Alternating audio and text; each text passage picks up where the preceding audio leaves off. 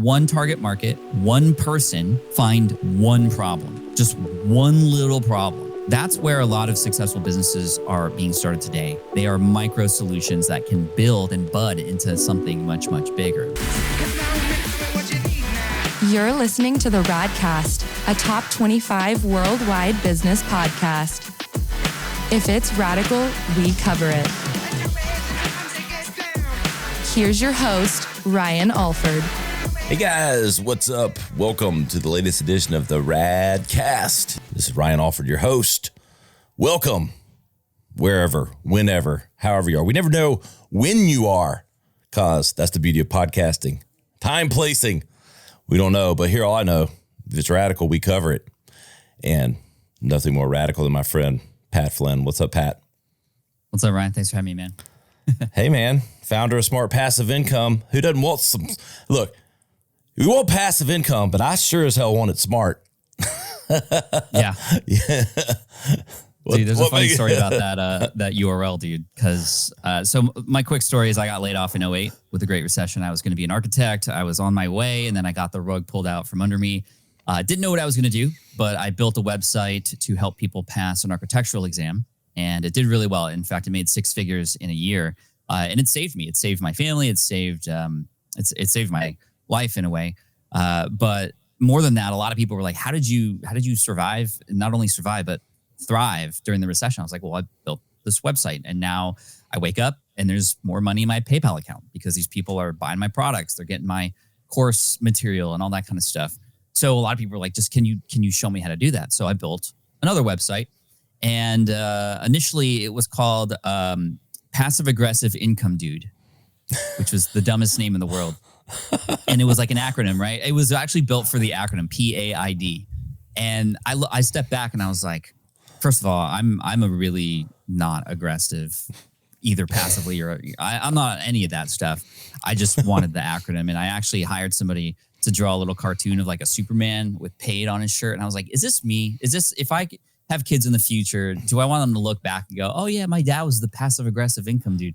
I was like, this doesn't make any sense. So I did some keyword research. This was a big thing at the time, was to like base your domain or whatever on whatever popular keywords people were typing in. And passive income came up.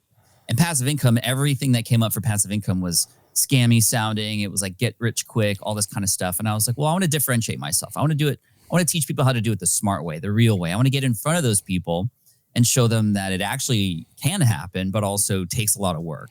And that's where that came from. And I've stuck with it ever since. So, we've kind of leaned away from the passive income part of it because nothing starts that way.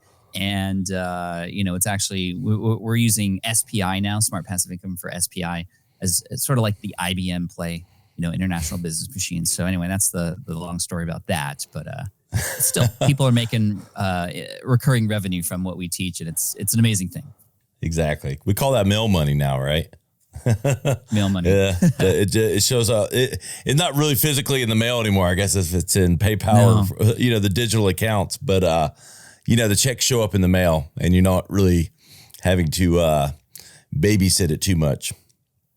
Right. You put in the work already. It pays you back over time. Yeah, because I never quite understood. No income should be passive. I mean, I'm not passive about my income. I'm active about it. Yeah, like I never quite understood that anyway, but it's the terminologies we come up with. I know you've got a pretty popular podcast as well around smart passive income, but I know you summarize that journey pretty quick, the challenges, then the opportunities, but what the hell have you really been up to the last 10 years? Oh man. So it's really about creating a business and a life that allows me to spend as much time with my family as possible, right? That's why the idea of passive income in general was very interesting to me. Okay, I can set things up once and kind of just let it continue to work. And there's a number of different ways to do that. And I said, you know what? I'm going to experiment.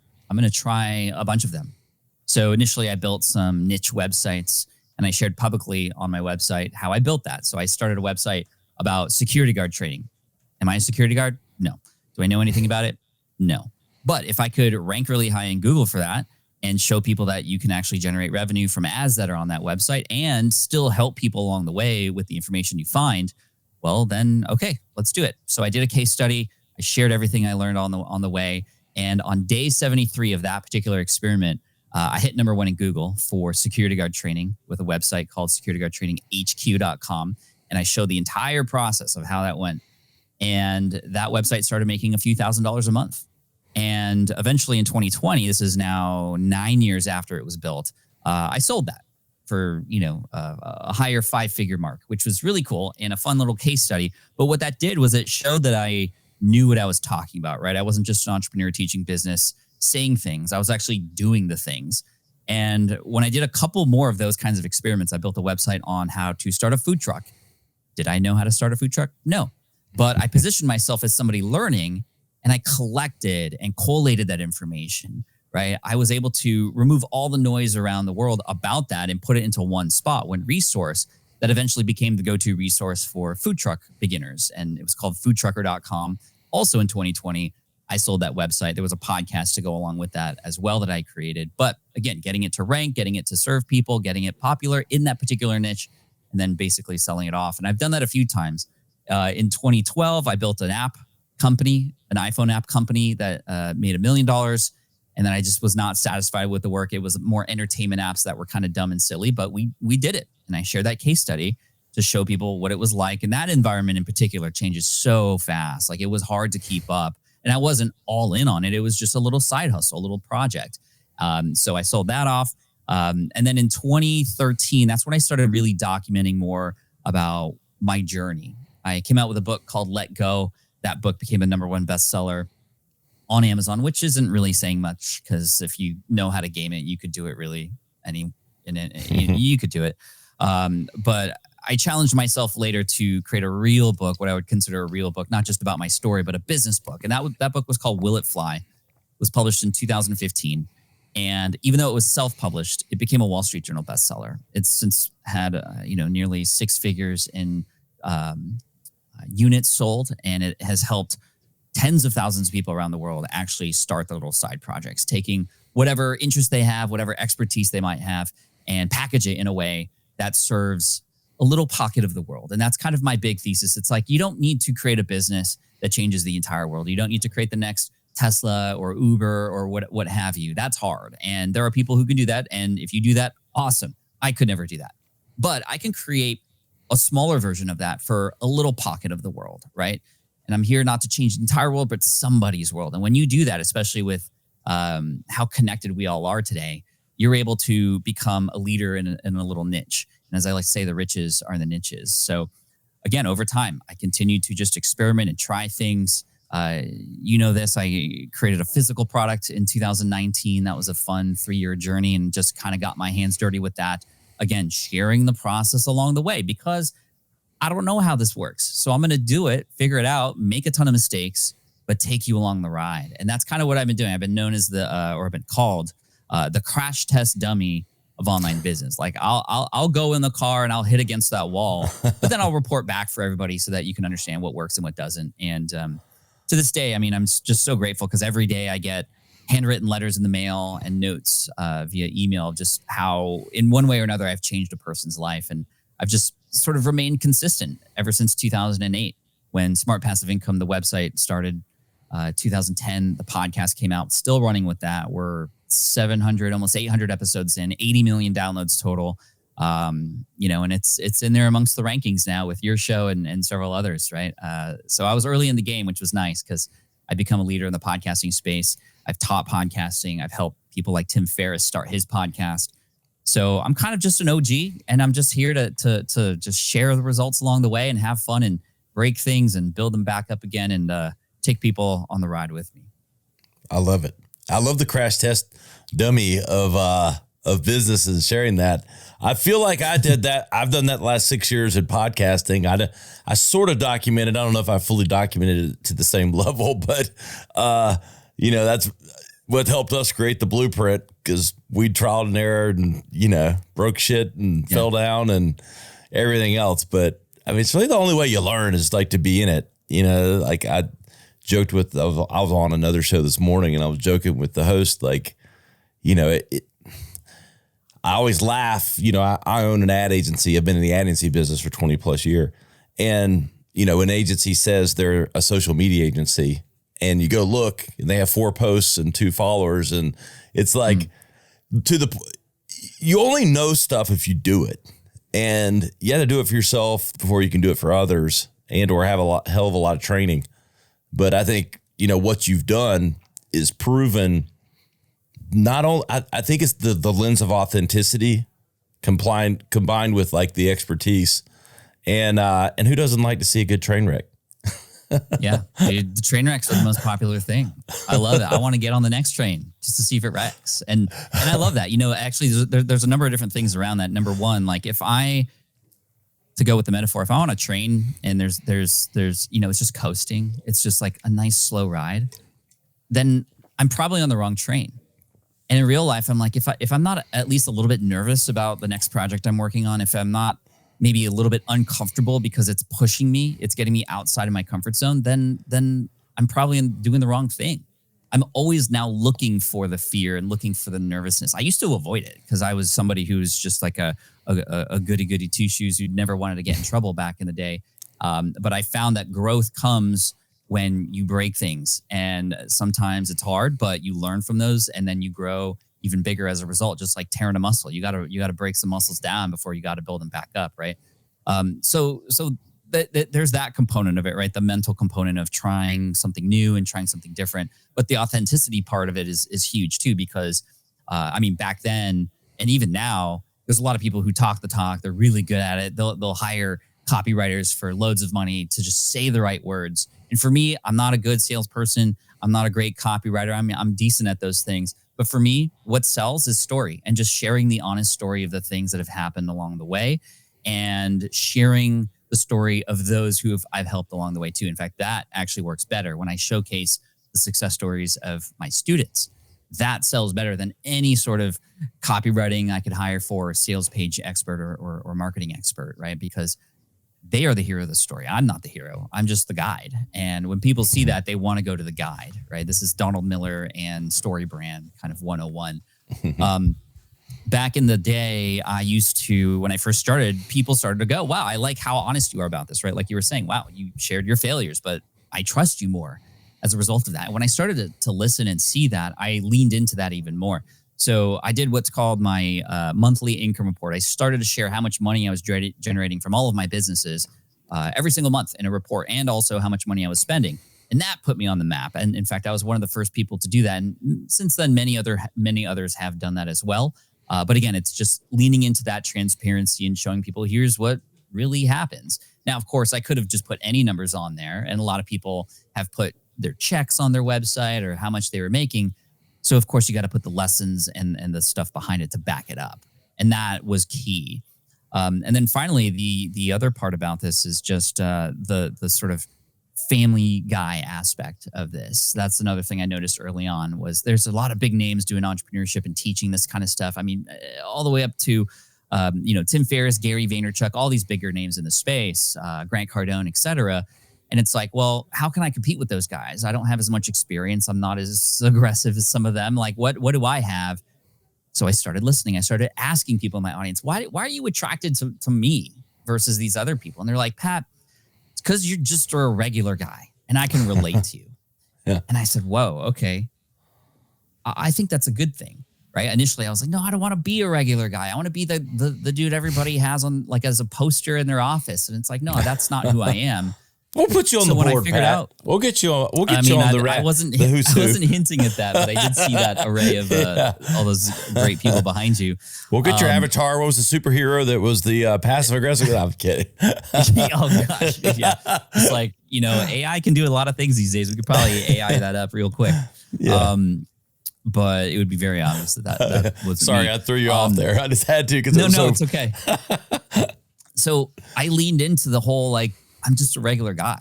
I leaned into the, my family is the thing, right? So I used to joke that my Lamborghini was a 2012 Toyota Sienna, which is like a soccer mom van. Yeah. Like, hey guys, I'm out here with the Lambo, bah, bah. And it's like, obviously not a Lambo. And people are like, yes, thank you. A little bit of taking shots at those people who maybe do have Lambos in their garages and, say things. Yeah. But, hides Lambo keys from camera. I'm just kidding. Right. And then, it just was more realistic. And it's like, hey, if a regular guy like this who, isn't super fancy, who cares about his family more than anything can do it, then maybe I can do it too. And that's where I found like my position in the space of entrepreneurship. And that's why I think a lot of people have really resonated with that. A lot of my audience saw when my kids were born, like not actually see it, but like we're there. And then have seen the journey. My kids have been on my podcast a few times. And now my kids are a part of my business. In fact, they are employees of my business. There's some tax saving things. I'm not a CPA, but you can ask your CPA about those kinds of things, which has been really neat to see. And, I don't know if you know about this, Ryan, but, we talked about a lot of these little projects that I did. My most recent one, the one that actually my kids are involved with, is a YouTube channel and a brand about Pokemon. So Pokemon cards, Pokemon collecting. So I started that in 2020. My kids got me into it, and then I kind of went full on it. And I developed a brand called Deep Pocket Monster, because Pocket Monster is what Pokemon is short for.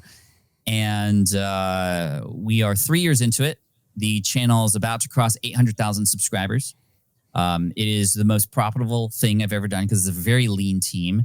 It has gotten me invites to world championships from at Pokemon and other things. I have a relationship with that company now. I'm generating revenue with affiliate marketing. I host an event once a year with a few thousand people, Pokemon nerds who come into one spot. And I just kind of have done what I could to nurture and build that community. And a lot of the people who've been in that space for a while are now coming to me for help and want to connect. So it's been a really neat journey to, again, in today's day and age, with what we now have available, start literally from scratch again. Show people that it is possible that a 41-year-old man can have 2,500 people watching him live while opening cards with cartoons on them and still build a brand and get fan mail and build super fans. Super Fans was my latest book that I wrote in 2019. And I wrote that knowing where things were going, knowing that it is the human touch and the personalization of things that are going to be so important when it comes to business, that if you aren't building a community, if you aren't creating those connections, you will be left behind. And I wrote that in 2019. And so many entrepreneurs now are passing that book around because I think we're starting to understand, especially with AI and how disconnected everything is, it's the people part of this that's always going to remain what is most attractive to people. So that's my little plug for my book there. But most of all, just like I've had some people who were fans of SPI, my podcast, tell me that they heard my voice in their other room when their kids are watching me on their iPad, and they're like, "What the hell is Pat doing? Like, what is he doing with Pokemon?" Was on. Yep, dude, it's insane, man. It's insane. It's so much fun, and I get to scratch a curiosity itch and play and experiment, yet use a lot of that business knowledge and community building knowledge into it. And now, I mean, just the other day, we celebrated our 750,000 subscriber milestone. And we had concurrently for over 5 hours straight, 3,500 people from all around the world watching me open things up, give things away, offer prizes, just kind of have fun. And I'm 41, bro. It's wild. Dude, I got so much to unpack from all that, because, you and I may be very different, but there's a lot of similarities. I'll get back to Pokemon shortly, but I do want to highlight something for our listeners. And I talk about this a lot in my content and others. There's some real irony with Pat. He didn't want to be like everybody else, and he didn't follow trends, and trying to be better than everyone else is fool's gold. But being different while being himself made him relatable. You don't want to be better. You want to be different. And you seem to have put together the master course of that. And the irony of you being different has made you more relatable to more people, which there's a little bit of dichotomy there, isn't it? But it's crazy. But it's how it's worked so well for you. And I'm wrapping my head around food trucks and Pokemon and the obscurity of some of these things is so all over the map. But I'll say this, my kids and I have an addiction to Dave & Buster's. And that's like our downtime thing to go do together. When there's like dead, raining, whatever, we go to Dave & Buster's and we play the games and we're really good at them and we get all these tickets. And probably could have just gone and bought what the prizes were in the prize store without the games, but it's the whole process. It's casino magic for adults and children. But all my kids get is Pokemon. We have more Pokemon cards in my house. Like I was just sitting here thinking we should have documented like every one of these experiences and the packs that we open. Even everyone would probably be telling us how stupid we are to, be at Dave & Buster's to get packs of Pokemon. But that's one of the prizes they get, which actually has some value because we have popped some pretty good cards out of there. So, yeah, that's great. But the irony of, and I'm 46, so, 46 and 41-year-old men talking this much about Pokemon. But again, the riches in the niches. And I've learned quite a bit about that industry as well. The intensity and insanity is off the chain. Yeah. There are some insane people. I mean, whenever there's money involved with anything, I mean, in 2020, the collectible space just in general, from sports cards to Pokemon, like shot up. And of course, because these cards are now valuable, they have like money tied to them.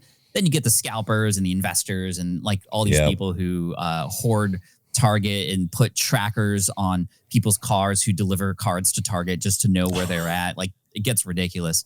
And then there was like a card that came out in Europe. It was like a Van Gogh version of like a Pikachu, and people were like rioting when that came out. And it was just like, there's bad parts of anything.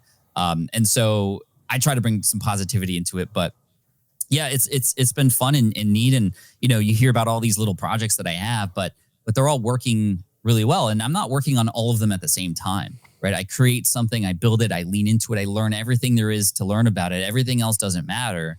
And then I either sell it or hand it off. Some of these things like the Switch Pod, it's selling still every single month on Amazon. We launched in February of 2019 and made about $500,000 in 60 days selling that product. And since then, it's just been selling every month on Amazon and on our website. And it's pretty hands-off. We have a 3PL, third-party logistics company that's working with us to ship them out and just handle all the orders and everything. I mean, it's pretty hands-off at this point. Even that initial architecture website that I built in 2008, that is still generating about 1.5K a month. And I haven't touched it for 4 or 5 years, like at all. I haven't even logged in. I hope that like I'm probably going to have to log into WordPress at some point. And it's going to be like, hey, like I thought you were dead. Like, update your password or. Yeah.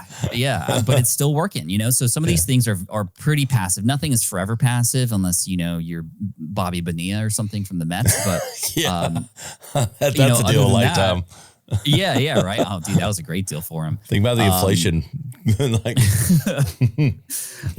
You still got to work for things. I mean, even like real estate, right? You still got to manage your properties. You still got to like keep track of the macro environment and all that kind of stuff, stocks and whatnot. You still got to manage your portfolio. Nothing is 100% passive, right? And again, irony in the fact that my brand is Smart Passive Income. But again, I want to get in front of it and tell the truth behind it and not tell you what to do, but more show you how I do what I do so that you can make your own smart decisions from there. So, I like that you pointed that out. It's like, okay, being different made you more relatable because you were the same as those others, right?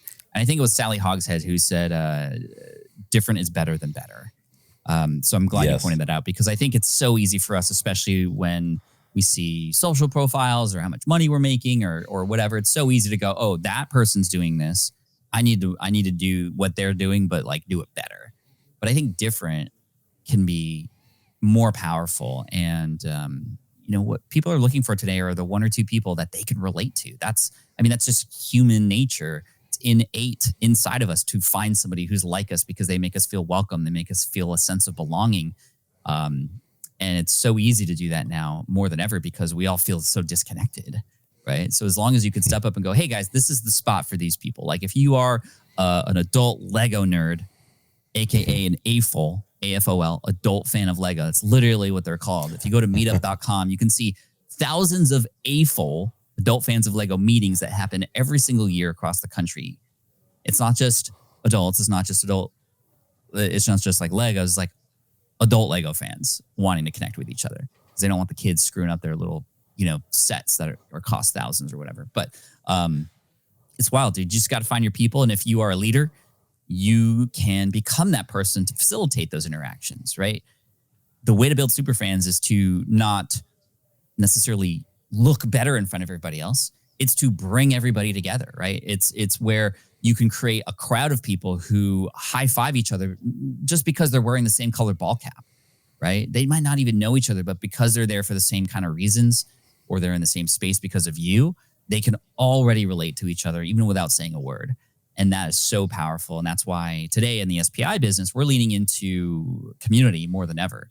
In fact, we changed our business model in 2021 from selling one-off courses, which made millions of dollars, from podcasting to affiliate marketing, YouTube, email marketing, webinars. We teach the whole gamut. We taught them in individual one-off courses. We put all those courses into one community now that has a monthly recurring revenue for us and a monthly payment for our students. And they're getting more value. We're getting more lifetime customers, and they just have access to more stuff. And most of all, access to each other, which they didn't have before. And people are more likely to succeed when they're doing it with other people. So that's been the big thing with SPI these days.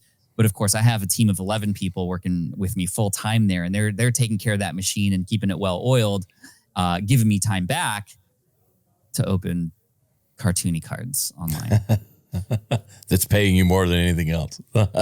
So yeah. The irony. Pat, okay, I'm listening, and our listeners are listening, hopefully. Like, this guy's different. So here's where my head goes if I'm listening, and I have my question for Pat Flynn, who is the founder of Smart Passive Income. How do I find these niches? Okay, the food truck thing, the obscurity of some of your ventures. How I feel like, I'm like, was Pat like scanning SEO going, there's a lot of searches here, but very few businesses. Like, I'm like, where, how do people find these obscure niches to mimic and or explore these types of avenues? That's a great question. And my answer back in the day, like a decade ago, would have been what you just said. Let's go to Google. There's data, right? Let's see what people are searching for. Let's find what solutions they have available. Whatever has the higher volume but lowest sort of solutions possible, then that's like, boom, there's your in. But the problem with that is in most cases, if you go down that route, which you could still go down that route to find that information, right? What's being underserved? Let's just go in there. Yeah. What I find is, especially for people like me who are, we don't have big teams, or if you're just starting out, it's like, okay, you might do that, but you might end up building a website or creating a business about something you literally don't care about. And when that happens, sure, maybe there's some revenue opportunities, but even if you're generating revenue, are you actually fulfilled from that? I mean, it might be a great first step and, to get your feet wet. And in many cases, that's okay. But I'm more in the camp today of starting with something that you already have some sort of interest or involvement with. And I like to teach a strategy. It's called the 1-1-1. All right. So we're going to go over it right now. Find one target market, group of people, community. It could be a community you're already part of or something that you just have some sort of interest in. Again, you don't know what you're going to do in there. You just have some sort of tie to it, right? So that is your group of people that you're going to kind of try to figure out something for. Find one person, just one. You might need some time to join the community and have conversations and listen or talk to people. Find one person in there who you can reach out to. It might be in a DM in a Facebook group or a LinkedIn group, or it might be in your community, in your hometown, whatever it might be. Just find literally one person and just have a conversation with them. And in that conversation, you're just going to ask them questions about what they're struggling with, what their challenges are related to blank, whatever that blank might be. So one target market, one person, find one problem, just one little problem. That's where a lot of successful businesses are being started today. They are micro solutions that can build and bud into something much, much bigger. But it removes that barrier to entry so much because it's just one person. And here's the cool thing, the sort of outcome of all this. When you find that one problem that you're like, actually, I think I can help you with that. Or I've done that before. I've gone through that. Let me help you through that too, right? So now you're helping that one person solve that one problem.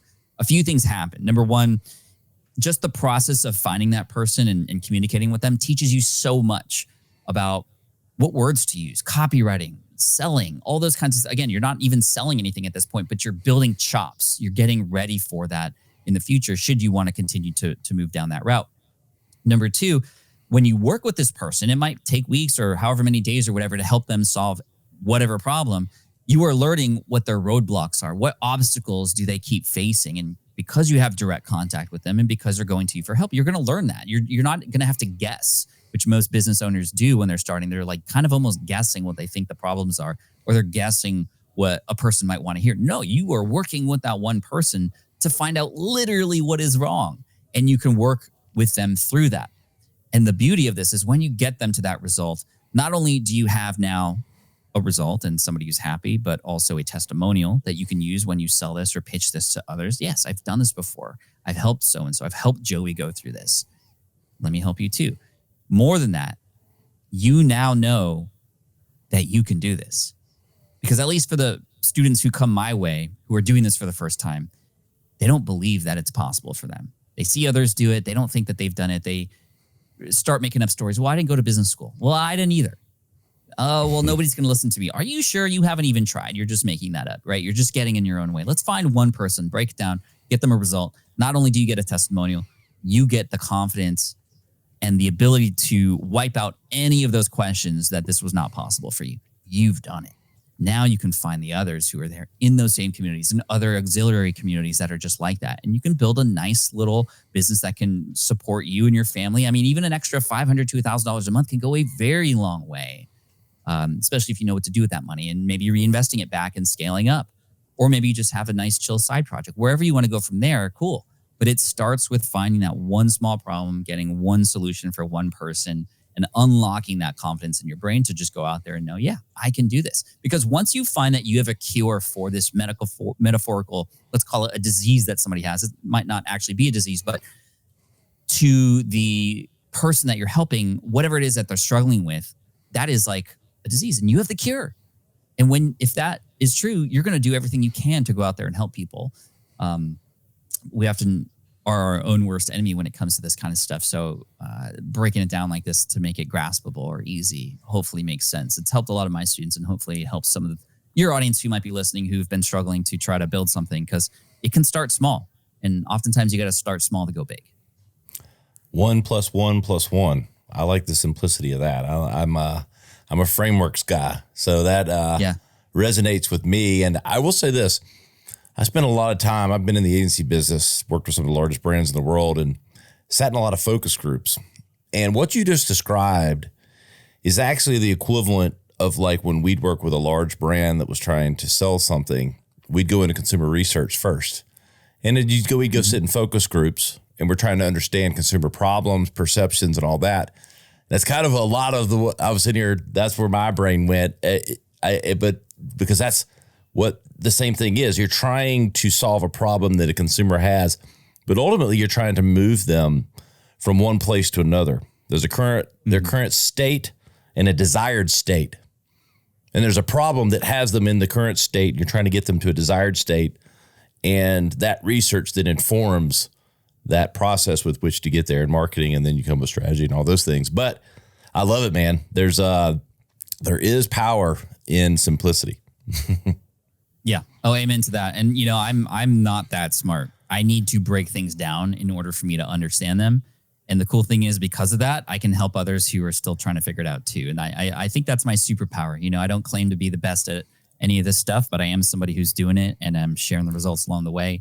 And so I love that you said that too, because a lot of bigger brand agencies, you know, they do these focus groups, and it's because there's money at stake, because they want to nail it and get it right. Why wouldn't you want to do the same thing if you're building your own business, right? It's almost a fallacy of the fact that it's just actually pretty easy to build a brand online, right? It's like, oh, I can set up a website. I can go to, I don't know, some website to get a logo design. I can use AI to help me write copy now. Great. It's so easy. And it's like we skip forward to that because those are the fun things that we get to see that are quote unquote tangible online. I can share my domain name with somebody else. Cool. But like, if you don't do the stuff and the work beforehand, I mean, you're just amplifying the fact that you don't really know who you're targeting, and it's going to go nowhere. And if you just find that one person, that can be that is a key that is going to unlock this entire world for you. And you got to go through that process. I think the other part of this is like people are scared to talk to people. It's like we're online, we're all keyboard warriors. Get on a Zoom call or talk to somebody in person. I have a email list of hundreds of thousands, yet I still get on a phone call every week with one or two of my subscribers because I want to hear it in their own voice, what they're dealing with, what they're struggling with, maybe how they found me, maybe what they think is missing that we can help them with, whatever it is. When I hear those real stories, I can now imagine that real person when I'm writing or creating a podcast or something, listening to this even. There's a lot of business exercises on building an avatar, right? Oh, it's Johnny. He's 35. He's got 2.5 kids. You create this persona and it's like, okay, that's cool. But like, can you ask Johnny questions? No, because you made them up. Find the real people and talk to them. And you're going to learn so much more, much faster. And again, because we're starting small, you're building those chops, you're getting those reps in, and then you can go bigger from there because you got to get through it. You got to be a disaster before you become the master. Hey man, you got more sayings than I do. I didn't think it was possible. You got to be cringe before they binge, baby. Yes, this is true. Hey, I know family's important to you, man. You got your kids involved. They're filming you open Pokemon packs or whatever their roles are. Is that just you always been that way? Always been a family guy, or like it? For me, it's like I didn't know I was a family guy until I had kids, and then like it opened up. Like wow, this is it. Thinking about someone besides myself. I had never held another baby before my own because I was deathly afraid. I thought I would break them, like I was just, I don't know what I'm doing. But as soon as my son was born in 2009, I was like, it just was like, oh, like it all fit into place and and you hear this, it's cliche. It's like, you don't know love until you have your own child and what that actually is like. And then for me, from that point forward, it was always about doing what I could for the family. And I don't know if that was because maybe I came up from, I didn't have a rough upbringing, but it was we had limited resources. And so there were things that I wanted to do as a kid that we just couldn't. And giving those opportunities to my kids is really important. Making sure they have the most options possible. We're not telling them they should or shouldn't go to college. We want them to figure that out on their own, for example. And, my wife and I both kind of had the similar kind of upbringing. So we are both kind of tag teaming on the kids together in that way. But I was always a family man. Never really started sharing it until people started pointing it out that's why they connected. So then I kind of went all in on that. And on one hand, you might say, oh, well, that's for show, Pat. No, I'm just kind of opening up the lens to my world now. Before I just kind of like held that back. But now I found that the more that I tell stories about my kids and all the stuff, like the more people can relate. And it's like, why wouldn't I keep doing that? And it's only what they and my wife are comfortable with. Obviously, I know there's some people out there who are like, kids are born and it's like they're Instagram famous on day one. We wanted to make sure the kids were old enough to kind of say yes or no to certain things. And my kids are totally into it. I think they get inspired. And the one thing that I did differently was I made sure that they knew, like if I was going to speak and do a keynote somewhere or travel for a week or something, or if I was going to be in my office all day because we had a big launch coming up, I would always tell the kids once they, knew words, what I was doing and why, the why behind it. Not just, oh, daddy's going to be in his office for 8 hours today, but going, hey, I'm going to be really busy and here's what's happening. Here's this thing we created. Here are all these people who are going to be watching me. And I'm going to try do my best to say what I can to help them understand that they have this. And if I was going to go travel somewhere for keynotes, like, hey, I'm going to this place. Here's a picture of it.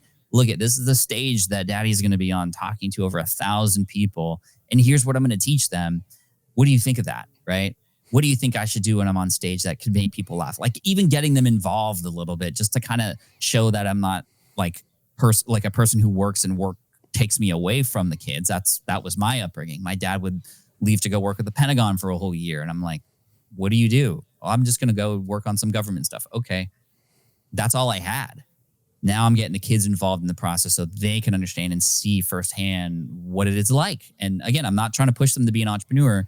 They can do whatever they want, but I want to show them what's available to them and, lead by example as much as possible. That's powerful, man. I think a lot of people can learn from that. And I love the, talking about the why and explaining that. I think that's one thing I lacked growing up. Everything was, I don't think, it was like, it is the way it is, versus I like to try to explain, why it is, while also being a little stern and disciplined, because I think we're missing some of that in the world too. But agreed. I'll run an idea that I have a book I've got the outline written to that went down that it's called Raising a Brand, leveraging the power of personal branding and the internet to empower your children. So anyway, I've got an outline for that. So because I like it, man.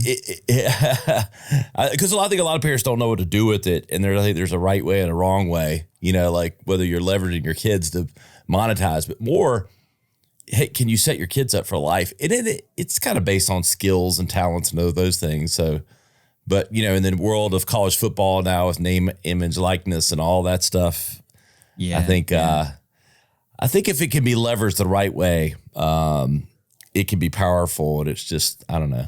There needs to be some discernment of who it's right for and who it's not, I guess.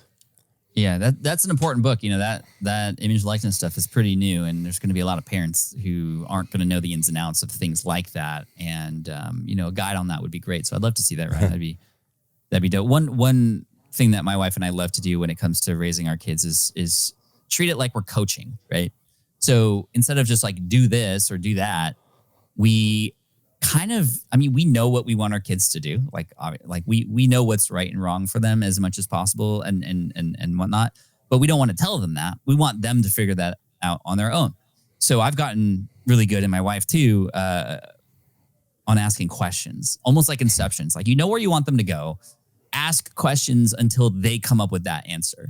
Right. Yep. And it's almost the same as like when my kids were struggling with eating vegetables. It's like, okay, well, what can we do about this? Well, let's grow a garden in our backyard, and let's show them the process and all the care that goes into it. And let's get their hands dirty. And of course, once the broccoli came out, they were all over it. They were eating it, and now they're vegetable lovers. Right. That took a long time, but because they were involved with it and they saw it sprout and they saw all that went into it, they wanted to finish it off and eat it. And the same thing with our parenting style. It's like, let's coach them. Let's ask questions and get them to come up with the answer. And what's funny? Sometimes we ask questions thinking we should have them go this way, and they come up with brilliant answers that support the opposite direction. How incredible for them to have agency to do that and discover those things on their own. But yeah, that's our style. And, every kid's different. I'm not saying that's what you should do or anybody should do. That's just, we found that works for us. It makes them resourceful too. Like, for sure. I think that's missing with I think some incisive, things in a way have gotten so easy because there's so many conveniences and different things that get done for you. So think creating, I don't want to say like manufacturing issues, but like making people come up with creative, make your kids come up with creative solutions builds resourcefulness. And I think that's a trait that takes people a long way. It's like, give me, of all the traits in people, give me some grit and some resourcefulness, and I can probably train the rest. Oh, yeah. Oh, amen to that. My son, 14, just built his own PC, like from scratch. So he came to me about a year ago and he's like, Dad, could I get a PC? Because he's on a Mac and he wants to game, and, he's got his boys that he plays all the games with. And I said, yeah, we can get you a PC, but you got to build it yourself. And he's like, but there's these other ones. Like, I can just get it now, right? It's already built and I can start playing. I'm like, we'll get you the parts, but you got to build it yourself. And so just last week, he got all the parts. I didn't even help him with what parts to get. I made him figure all that out. And now he's like the IT guy at his school. Like, he can help all of his friends, and he understands how the RAM and all the memory and the motherboards and the graphic cards, how all that's put together. That would not have happened if we as parents were like, no, like, you got to build it. Similar to like my dad, he bought me a car when I was 16. I was so happy and so stoked for that. And it was a stick shift. I didn't know how to drive a stick shift. And so I learned very quickly, and I still remember to this day. I miss my stick shift car, but yeah, you got to do some work to learn. Like you said, everything's kind of handed to us these days. Everybody's getting entitled in a way. So, a lot of times this as we're kind of closing out here with Pat Flynn, founder of Smart Passive Income, I would ask, where's it going and what's the why? It's pretty clear. I think with you, I see it, I feel it. So I think what might be more enlightening is what are like some of your day-to-day routines that keep you like in this mindset, in this frame? Like, you're obviously self-driven, you're obviously self-motivated. But are there things and practices and techniques that are part of what keeps Pat Flynn ticking? Yeah, for sure. I mean, on the home front, it's constant communication with my wife about our goals. We are different people than we were 15 years ago, right? So we have to continue, like, we go on dates every single week. And I think that's really, really important for us to have a space to be able to chat and continue to remind ourselves of why we like the other person, and also talk things out when maybe we aren't so happy with the other person. Like, that's very important, communication. But talking about what we want to do in the future drives a lot of the actions that we take as a family, which is really cool. In my businesses, I have to give a shout out to two of my mastermind groups. I meet in two mastermind groups, one on Monday, one on Wednesday, two different groups. I've been with these gentlemen for the last decade plus each. And it's a ritual every single week to get on these calls with the fellas and talk things through. A person's in the hot seat each time, and we are brutally honest with them, just like we know they'll be brutally honest with us. And that has accounted for so much growth and so much stability in my life. I'd highly recommend getting involved in a group or groups like that, a mastermind or brain trust, or however you want to talk about it. For me, I think focusing on, honestly, my energy levels has been key. My food intake, really focusing, especially at this age now. It's like I feel a bag of Takis. Like, I feel that for days if I eat one of those things. But if I have really good nutrition, like, I'm at the top of my game, and I can be really, really good and creative while I'm live, or write really well, much faster when I'm eating well, and also having some movement in my life. So I row every morning. I used to row in college, and I still keep that up, and that keeps me active, and the blood flowing, and just kind of loose and flexible. And even though those aren't necessarily business related, they kind of are, because my energy levels are reflected in my business and my outcome there and my output. And then finally, like, every day is different. The way that I structure my week is every day is sort of a different set of goals. Like, Tuesday is my recording day. It is a Tuesday at the time Ryan and I are recording this. And I do all that I can in my power, my executive assistant in our power, to put all the interviews and things related to podcasting on Tuesday, right? Monday is my writing day. Tuesday is my podcasting day. Wednesday is my video day. Thursday and Friday are cleanup. My business runs a 4-day work week, so Friday's kind of open. And that's when I do most of my Pokemon stuff. But yeah, I mean, it's it changes over time. When the kids were born, like, it was all wild because every day was different, and the sleep schedules were crazy. And so, there were some sacrifices that had to be made and goals that I needed to put aside. And maybe I haven't golfed in a while, but I'm okay with that.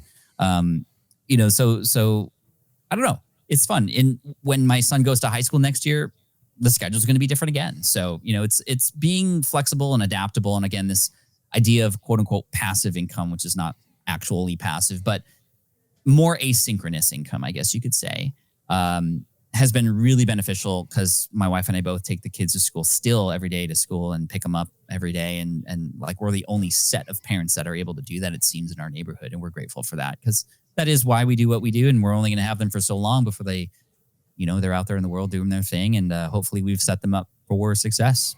We'll see. I think they're well on their way. And I think speak for our listeners. I know I'm already a super fan. Pat, really enjoyed having you on. So I appreciate it, Ryan. Where can everybody keep up with all things Pat Flynn? Yeah, so I'm pretty active on Instagram and mostly on X at Pat Flynn. If you just like to say hi, I'd love to say hi back and let me know what you thought. But also, Smart Passive Income is the website. You can check out our communities and everything that's going on there. A lot of great free content. I have a newsletter called Unstuck.